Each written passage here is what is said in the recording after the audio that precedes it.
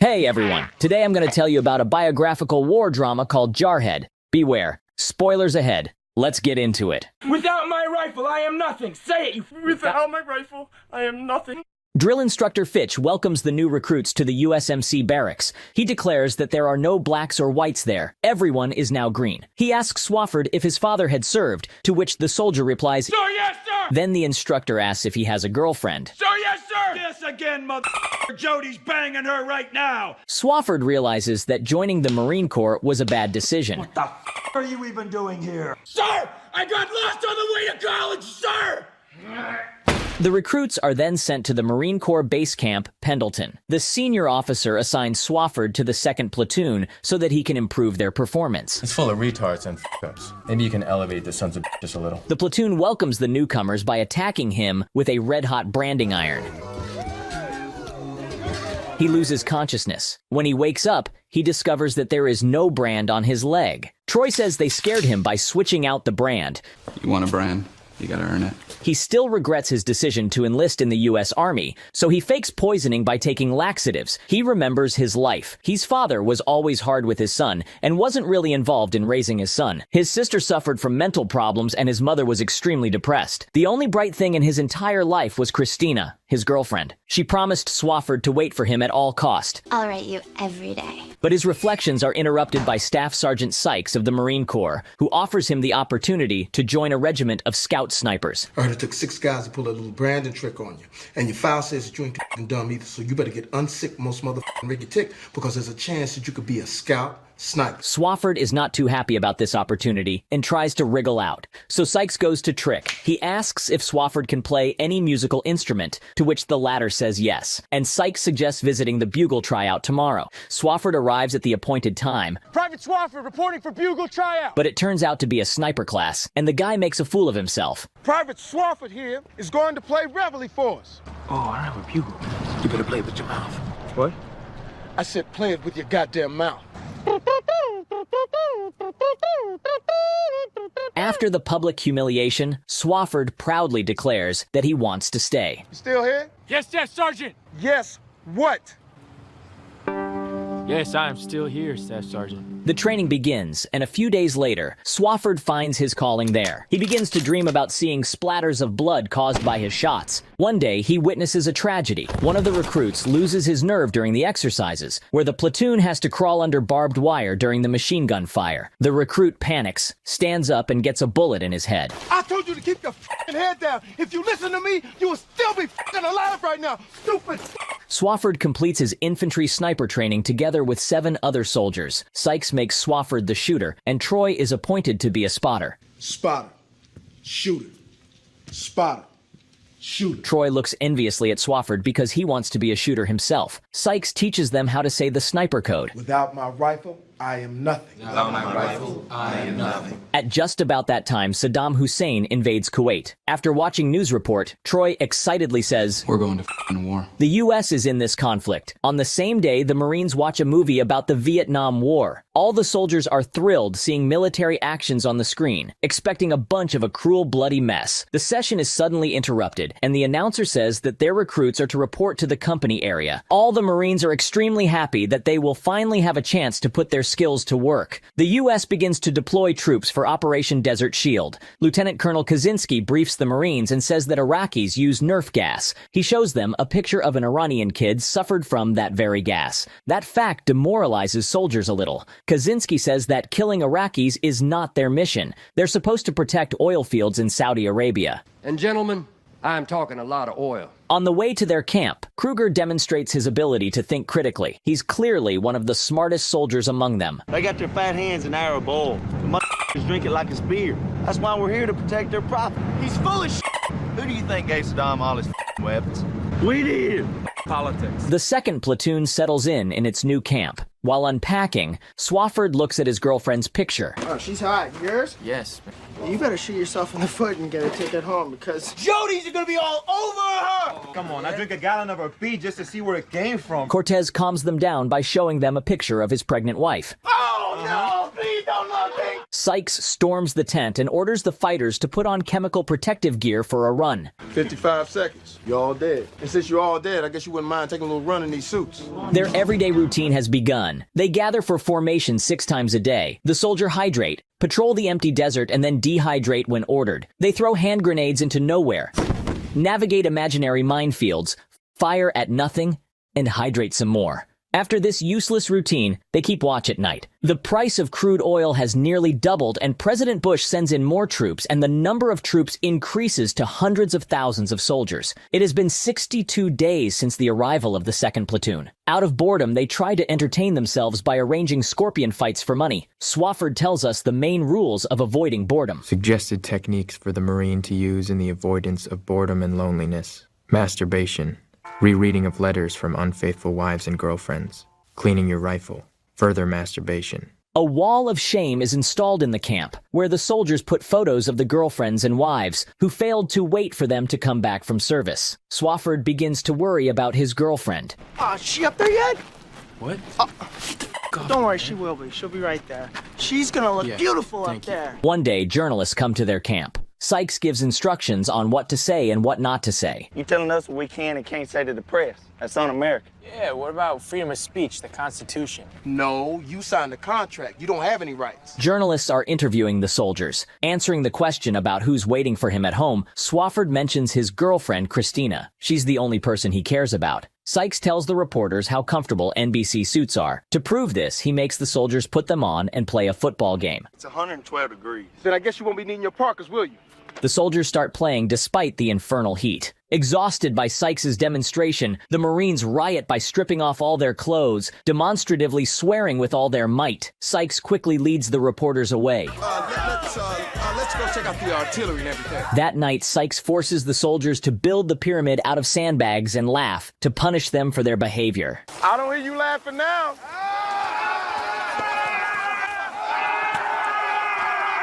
He announces that they will have a 2-day search in the rear and orders to take the pyramids down. In the evening, Swofford gets his dog tags. He's upset that they don't say no preference. He also receives a letter from Christina in which she tells him that she met a guy named Carl. He's the night manager at the hotel where she works. He's the night manager at her hotel, and she says he's a good listener. Oh, man. The soldiers mock him, saying that Christina will soon make her appearance on the Wall of Shame. Kruger encourages Swofford and tells him to call her before jumping to conclusions. For several days, Swofford goes about in complete despair, constantly thinking about what the letter said. The next day he calls Christina. The conversation is going well until he interrupts her and asks if she knows Carl well. She then pretends there's a connection problem and hangs up, which unsettles Swofford even more. He now has nightmares about his girlfriend.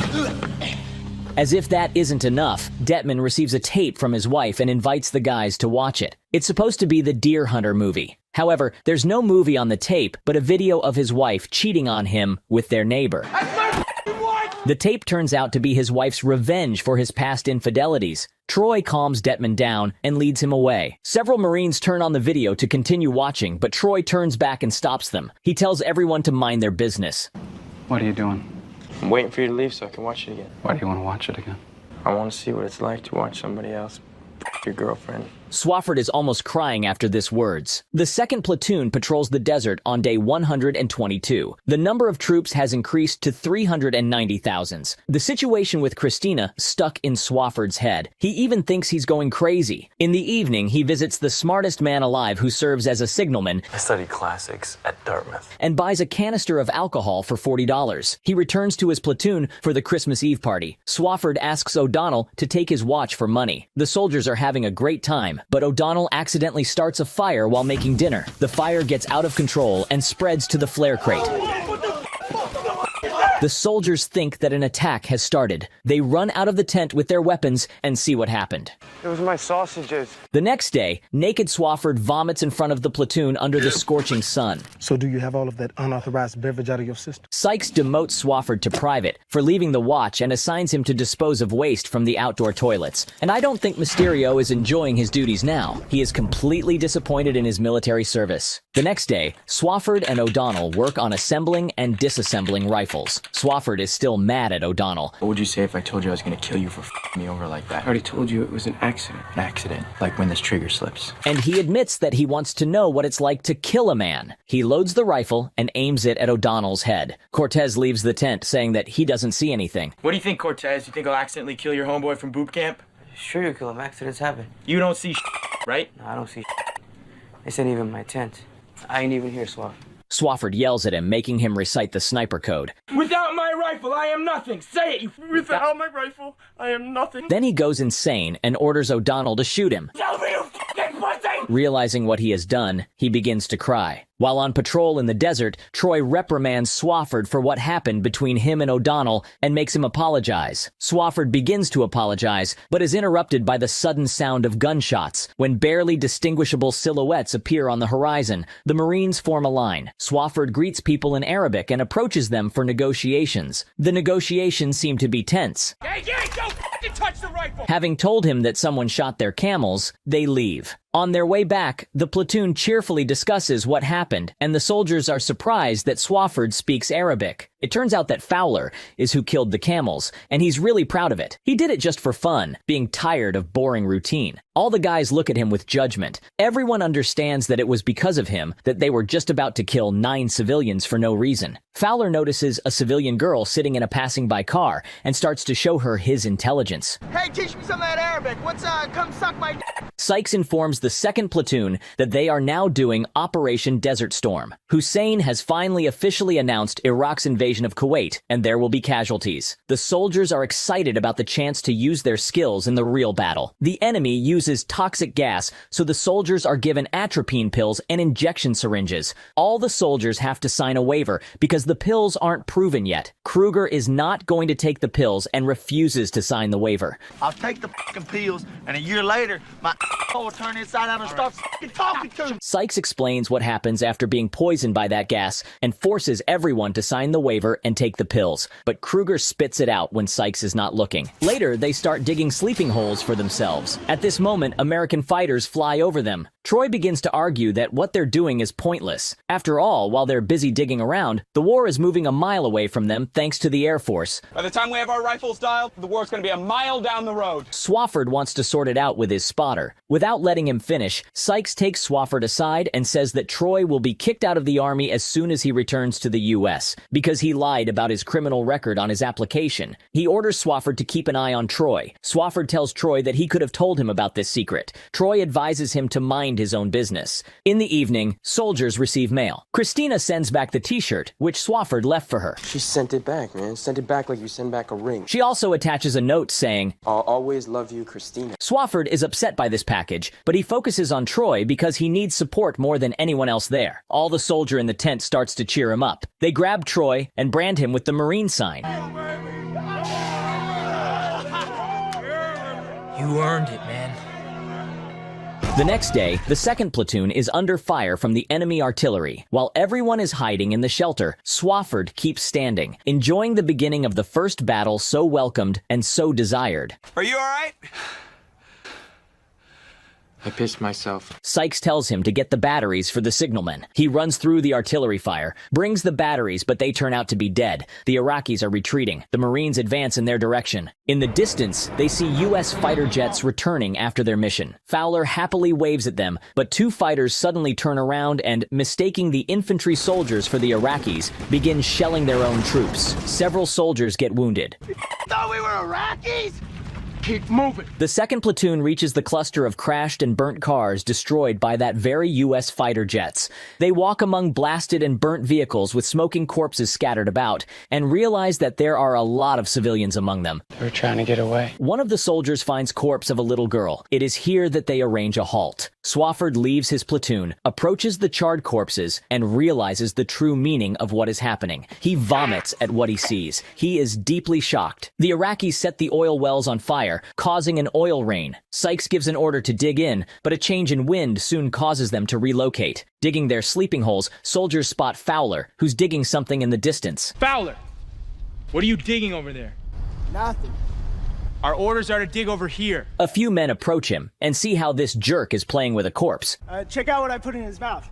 Troy and Swofford take the corpse away. Sykes strikes up a frank conversation with Swofford. He informs the soldier that he'll make Fowler to clean toilets when they return to the U.S. Seeing that Swofford is depressed, he shares that his brother has a drywall business. He offered Sykes a partnership in his business with a decent income. Sykes could choose to live a happy life, spending every night with his wife. Take my kids to school every morning. But he loves his job and wouldn't trade it for anything. I mean, who else gets a chance to see shit like this? The next morning, Sykes says Troy and Swofford that Colonel Kaczynski asked for the two best snipers, and Sykes recommended him Troy and Swofford. The guys immediately perk up. Thank you, Staff Sergeant. What? Thank you. Don't thank me, just don't die. They are given the task of eliminating two high-ranked Iraqi officers in the control tower nearby. He reminds them to ask for confirmation before firing the shot. The two of them set on their mission. Swofford and Troy are hiding in an abandoned building with an excellent view of the control tower. They wait a long time for the targets to appear. In the evening, the two officers finally turn up. The weapon is set. Troy calls the headquarters and requests permission to take the shot. Having received the go-ahead, he starts the countdown. However, when Swofford is ready to pull the trigger, Major Lincoln storms in and interrupts them, saying there will now be an airstrike. You have permission to take the shot. Tough break. You were just gonna shoot one guy. Watch this. It'll blow your f***ing mind. Troy begs the Major to let them take the shot because there will be no difference anyway. The Major refuses and Troy breaks down. Yeah! That is my kill! That is my kill! You stay, boys. We hear motherfuckers. They see how the Air Force doing their job again. Later in the evening, Swofford and Troy discuss their plans to return to civilian life. Troy says he'll be a drug dealer. Checking the time, they realize that the pickup didn't come for them and that something went wrong. The two friends go to camp on foot. Suddenly, they hear a noise from a distance. Hoping that it is the Iraqis, they are preparing to fire. Climbing a hill, they see that it is the U.S. military celebrating their victory around the fire. Having a little party, you're a little overdressed. Everyone is happy that the war is over, but Swofford says in frustration he never shot his rifle. You do it now. Swofford fires a shot into the air, and everyone indiscriminately begins to follow his example. A few days later, the United States is celebrating the return of their troops home. At this moment, a Vietnam War veteran jumps into the platoon's bus and congratulates everyone on the victory, expressing his gratitude for the great job. The soldiers immediately get droopy, realizing that the praise addressed to them was undeserved. Swofford goes to see Christina. He sees Carl on the doorstep and realizes that he is too late. Next, we get to see the civilian life of his friends. Jerk Fowler is having fun in a bar. Kruger is making a marketing presentation. Cortez is in the park with his wife and 3 kids. Escobar is laying out products at the supermarket, but Electro is back on the battlefield. A few days later, O'Donnell visits Swofford and says that he has sad news. Troy has passed away. The whole platoon attends his funeral. The movie ends with the phrase that no matter what a man does after serving in the Marine Corps, builds a house, loves a woman, or changes his son's diaper, he will always remain a Jarhead. Well guys, that's all for today. Thanks for watching. I hope you really enjoyed the video, and if so, please give it thumbs up. It really motivates me to do more recaps for you. Subscribe to the channel and turn on the notifications so you don't miss new episodes. I'll see you soon.